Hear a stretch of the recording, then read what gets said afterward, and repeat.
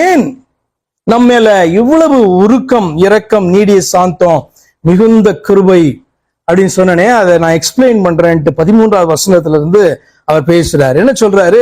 தகப்பன் தன் பிள்ளைகளுக்கு இறங்குகிறது போல கர்த்தர் தமக்கு பயந்தவர்களுக்கு இறங்குகிறார். நம்முடைய உருவம் என்னதென்று அவர் அறிவார், நாம் மண்ணென்று நினைவு கூறுகிறார்.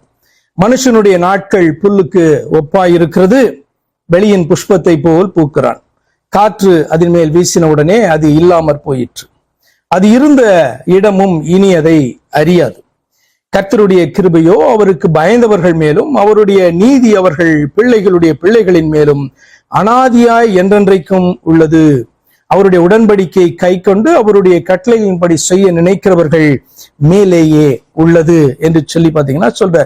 இப்ப ஏன் என் மேல அல்லது நம் மேல ஆண்டவருக்கு இவ்வளவு இரக்கம், உருக்கம், இவ்வளவு நீடிய சாந்தம் ஏன் காணப்பட வேண்டும் என்று சொன்னால் அதற்கு ஒரே காரணம் தான், தகப்பன் தன் பிள்ளைகளுக்கு இறங்குகிறது போல. தன்னுடைய பிள்ளைக்கு ஒரு தகப்பன் இறங்காம இருப்பானா? அப்ப தேவனை குறித்து அவர் சொல்லுகிறார், இந்த கர்த்தரை குறித்து, தகப்பன் தன் பிள்ளைகளுக்கு இறங்குகிறது போல கர்த்தர். இந்த கர்த்தர் யாருக்கு? திரும்பவும் தமக்கு பயந்தவர். விசேஷ செய்தி என்ன அப்படின்னா, தமக்கு பயந்தவர்களுக்கு இறங்குகிறார். கர்த்தர் எல்லாரையும் தானே உண்டாக்குனாரு, எல்லாம் அவருடைய பிள்ளைகள் தானே, எல்லாருக்கும் இறங்குகிறாரா? எந்த இரக்கம்?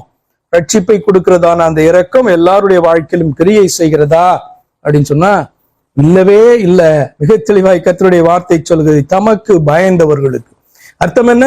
தன்னை நம்புகிறவர்களுக்கு, அவருடைய வார்த்தைகளுக்கு பயந்து அவரிடத்திலே வந்து கீழ்ப்படுகிறவர்களுக்கு அவர் இறங்குகிறார். நம்முடைய உருவம் இன்னதென்று அவர் அறிவார். யாருக்குதான் நம்முடைய உருவம் தெரியும்? நம்முடைய உருவம் நம்முடைய ஷேப்பா? எதை குறித்து பேசுகிறார்? நம்முடைய உருவம் என்னதென்று அறிவார், நாம் மண்ணென்று நினைவுகிறார். அர்த்தம் என்ன தெரியுமா? அவர் என்னுடைய சிருஷ்டிகர். அவர் இந்த மண்ணிலிருந்து மனிதனை உண்டாக்கினதான தெய்வம். அவருக்கு தெரியும். நமக்கு தான் மறந்து போயிடுவோம். என்ன அப்படின்னு சொன்னா, நம்முடைய நாட்கள் குறுகினது என்பதை நாமும் மறந்து போயிடுவோம். இது ஞாபகம் வருமா? இது மண்ணு தானே அப்படின்னு சொல்லிட்டு ஞாபகம் வருமா? வராது இல்ல, வராது. ஆனால் பாத்தீங்கன்னா அவருக்கு தெரியும் என்னன்னா, நாம உண்டாக்கின அந்த மனுஷன், இவனுடைய ஜீவன் எவ்வளவுதான் அப்படின்னு சொன்னா, இவனுடைய நாட்கள் ஒரு புல்லுக்கு ஒப்பாய் தான் காணப்படுது. ஒரு புஷ்பத்தை போல பாக்குறான், பூக்குறான், மலர்கிறான், வாடி போகிறான் என்று உண்டாக்கினதான அந்த தெய்வத்துக்கு தெரியும். இப்படியே விட்டா இப்படியே இந்த பூவை போல கருகி நாசமா போயிடுவான். இவனுக்கு நமக்கு எப்படி ஜீவன் காணப்படுதோ அப்படி ஒரு நித்திய ஜீவனை, என்றென்று வாழும் ஸ்லாக்கியத்தை என் பிள்ளையாக்கிய இவர்களுக்கு கொடுக்கணும் அப்படின்னு சொல்லிட்டு ஆண்டவர் அறிந்து இருக்கிறார். அதான் அவருடைய நம்முடைய உருவம் என்னதென்று, நாம யார் என்று, நம்முடைய நிலை என்ன அப்படின்றது அவருக்கு தெரியும் அப்படின்னு சொல்லிட்டு. ஏன்னா நீங்க பாத்தீங்கன்னா மனிதர்கள் மரிக்கிறார்கள், நமக்கு தெரிந்தவர்கள் கூட, நம்முடைய உறவினர்கள், பெற்றோர்கள், முதியவர்கள் மரிக்கிறாங்க. அவங்களை கொண்டு போய் நீங்க வச்சுட்டு உடனே அதுக்கப்புறம் கல்லறையை ஏன் கட்டுறீங்க?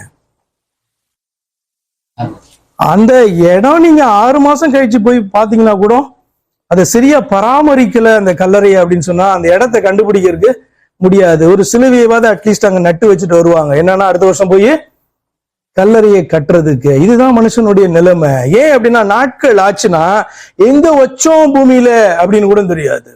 நம்முடைய ஜெனரேஷன், அடுத்த ஜெனரேஷன் கடந்து போயிடுச்சுன்னா கல்லறையை கட்டியிருந்தா கூட எங்க இருக்குன்னு தெரியாது. இதானே மனுஷனுடைய நிலைமை.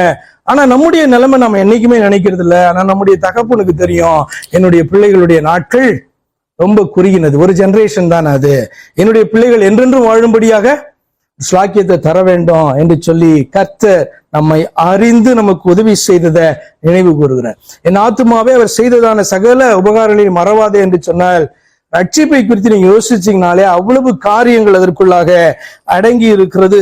இப்ப இங்கேயும் பாத்தீங்கன்னா, என்னை பிள்ளையாக அவர் பார்த்தபடியினால் அல்லவா இதை செய்தார், வேற யாருக்கும் செய்யல. அவர் என்னை பிள்ளையாக பார்த்தார். நான் எப்படிதான் அவரை பார்க்கணும்?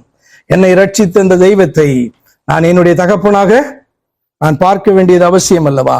என் நிலையை அவர் நன்றாய் அறிந்தபடியா, என் நிலை எனக்கே தெரியல, ஆனால் என்னுடைய நிலையை அவர் அறிந்தபடினாலே இதை அவர் செய்தார். ஆனால் எல்லாருக்கும் இப்படி செய்தாரா அப்படின்னு சொன்னா இல்ல.